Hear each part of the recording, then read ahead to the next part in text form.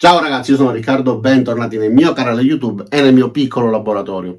Oggi proveremo la saldatrice della Weldinger EV181V, una saldatrice ad inverter che ci permette di saldare sia con elettrodo che con TIG, con un amperaggio che vada da 10 fino a 180 A. Weldinger ormai la conoscete, in realtà non avrebbe bisogno nemmeno di tante presentazioni. Un prodotto che funziona bene, che ci permette di saldare ovunque, in casa, in giardino, in cantiere. Se siete professionisti vi dà la possibilità di portare con voi una saldatrice che pesa solamente 3,5 kg, 4 kg e lavorare per esempio anche a domicilio, eccetera. Adesso la metteremo alla prova, vedremo come si comporta, ma voglio ricordarvi che vi lascerò giù il link per poterla acquistare e se mi riesce cercherò di farmi dare anche un codice di sconto. Il suo prezzo è 150 euro. Tutti quelli che hanno comprato le saldatrici della Weldinger dopo che io ho fatto la recensione sono tornati sotto i video a commentare soddisfatti dell'acquisto. Invito anche voi, se comprerete questa saldatrice, a fare la stessa cosa. Tornate sotto questo video, commentate, date il vostro parere in modo da aiutare chiunque voglia comprare queste saldatrici ad essere sicuro che il prodotto è di buona qualità. Adesso mettiamolo alla prova e vediamo come funziona. Iniziamo. E allora ragazzi, invece di presentarvi la macchina all'inizio, ve la presenterò verso la fine. Vi farò vedere direttamente i cordoni di saldatura, scusatemi se sentite gli abbai dei cani, ma ho la finestra aperta ovviamente, e la mascherina più il casco, quindi sentirete anche la voce un pochettino attutita. Volevo farvi vedere proprio prima di iniziare la sezione dei cavi, la morbidezza degli stessi. I cavi sono lunghi 4 metri, l'innesto è da 12 mm, quindi non parliamo dell'innesto piccolo, perché è una saldatrice potente, di buona qualità. Guardate anche la pinza di massa, fatta davvero benissimo. E dopo i cordoni di saldatura vi farò vedere altri dettagli riguardanti la macchina. Quindi iniziamo direttamente con alcuni cordoni. Iniziamo a fare delle prove con quello che secondo me è l'elettrodo più utilizzato, quindi un elettrodo classico scorrevole da 2,5 mm. Accendo la saldatrice, ovviamente sentirete il rumore delle ventole. Fra la mascherina, il casco di saldatura e le ventole sentirete poco la mia voce, quindi dovrò urlare. Si accende il display. Inizia con un amperaggio di 10 A. Volevo farvi vedere anche la regolazione dell'amperaggio, come sia preciso, quindi basta spostarla anche con i guanti. Come vedete siamo a 87 e con molta facilità lo posso portare a 85 A con molta precisione. Allora, iniziamo a fare questi cordoni di saldatura.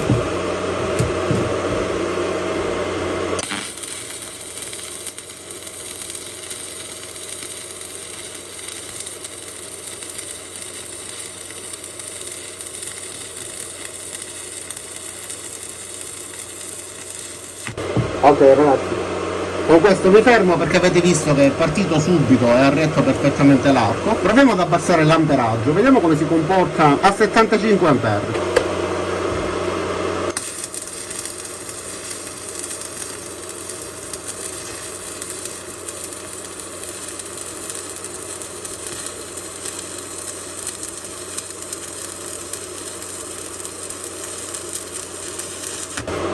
Ok ragazzi, è Weldinger, è ovvio che si comporti bene. Allora a questo punto proviamo ad utilizzare un elettrodo da 3 mm e 2.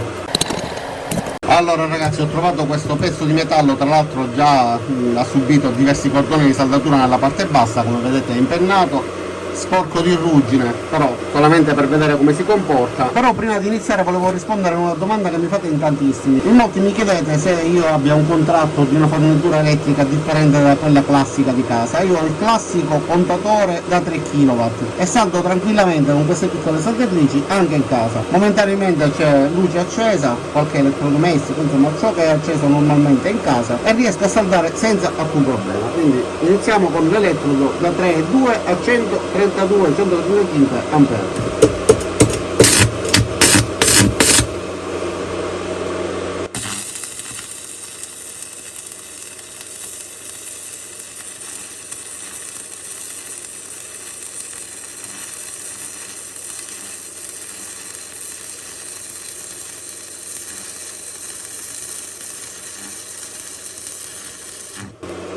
E anche questo lo ha fatto senza battere ciglio. Perfetta ragazzi. Adesso proviamo un elettrodo basico, proviamo a fare qualche cordone di saldatura. Come sempre vi ricordo che io non sono ancora bravo con questi elettrodi basici, quindi se ci riesco io, a maggior ragione ci riuscirete voi.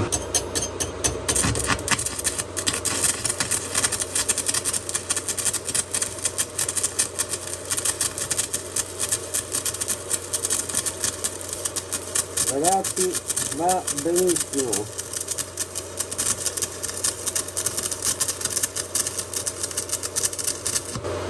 Fantastico. Acceso immediatamente. Proviamo allora a ridurre l'amperaggio. Vediamo come si comporta con amperaggi bassi. Dai. Ho recuperato questi vecchissimi elettrodi un po' malandati. Sono da 1,6, proviamo a fare dei cordoni di saldatura appunto con un amperaggio basso, perché se riesce a saldare anche con una potenza ridotta è davvero una saldatrice adatta a tutte le esigenze, anche per spessori ridotti. Andiamo da 30 ampere. In questo caso l'elettrodo è attaccato al petto, basta sollevarlo in questo modo perché l'antistick ci impedisce che si incolli come capita spesso e dobbiamo scuotere l'elettrodo eccetera. In questo modo invece guardate, molto semplice. Allora riproviamo.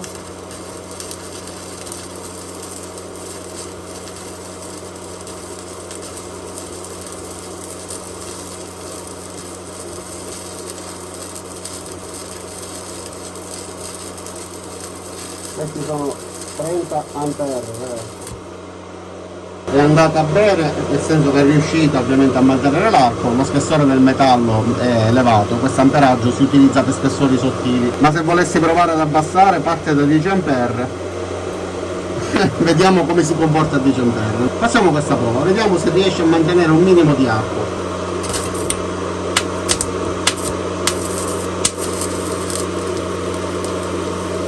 Ragazzi, questi sono 10 ampere, lo sto scaldando, però scioglie l'elettrodo, guardate, va bene.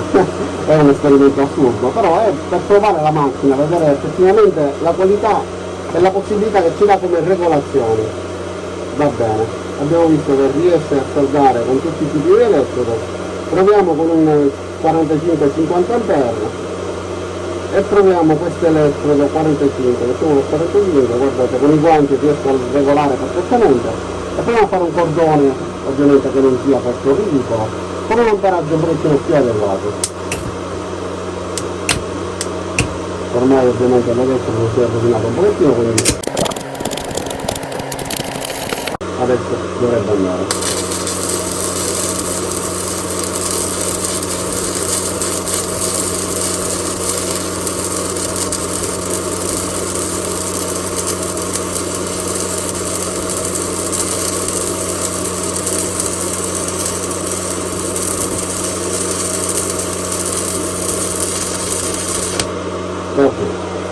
E quindi anche a 45 ampere è riuscita a saldare. Ragazzi, adesso rimuovo la scoria. E allora rimuoviamo intanto la scoria del pezzo più grande, quello saldato con l'elettrodo da 3 e 2.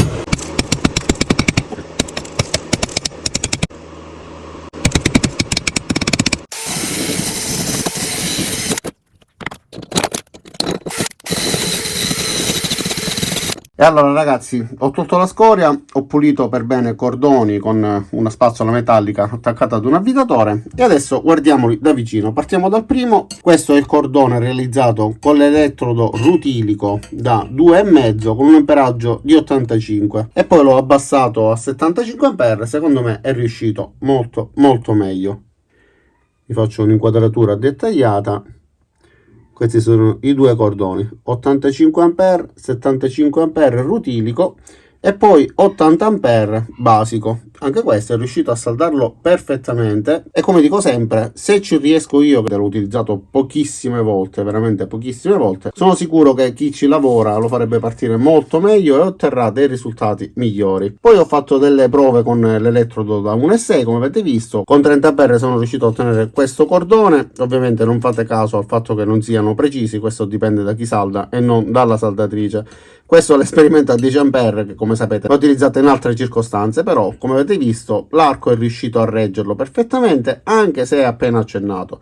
E poi con un amperaggio più adeguato, che è quello di 45 ampere. Come vedete, un cordone che, a parte essere zig zag, comunque è riuscito bene, la saldatrice ha lavorato molto bene. E questo invece è il cordone realizzato con l'elettrodo da 3 mm e 2 a 130 A, e anche questo mi piace tantissimo, sia per quanto riguarda lo spessore, per quanto riguarda ovviamente il comportamento della macchina, che è la cosa più importante. Guardate, un cordone che a me piace tantissimo, come mi piacciono anche gli altri, e che ovviamente realizzati da mani sapienti sarebbero ancora più belli. Adesso guardiamo la saldatrice, leggiamo le caratteristiche tecniche, guardiamo l'etichetta sulla parte bassa, vediamo cosa viene dato in dotazione, eccetera. Allora, c'è una cinghia per il trasporto, una martellina con l'impugnatura a molla per rimuovere le scorie, ovviamente la pinza porta elettrodo e la pinza di massa, come vi ho fatto vedere, sono davvero di buona qualità. Adesso guardiamo la saldatrice, come sempre verniciata benissimo. Weldinger tiene tanto alla qualità sia interna che esterna. Sulla parte frontale ha un piccolo pannellino che mostra gli ampere. Questo tastino invece serve per variare dalla modalità di saldatura con elettrodo MMA che la modalità di saldatura TIG, che in tedesco si dice WIG, e questa invece è la modalità VRD, che serve per lavorare in ambienti umidi, quindi insomma una funzione che protegge la saldatrice. La regolazione è molto precisa, come avete visto ci permette di regolare con molta rapidità gli ampere senza avere quella difficoltà di alcune saldatrici economiche che per esempio quando impostiamo 100 ampere poi ci costringono a dover regolare 1000 volte perché salta da 90 a 110 semplicemente sfiorandolo. Questo invece è un potenziometro molto preciso e ci fa lavorare molto comodamente. Queste sono le prese d'aria, come avete sentito la ventola è molto generosa, la macchina è piccola e una ventilazione studiata in questo modo ci permette di lavorare serenamente senza problemi di surriscaldamento della macchina.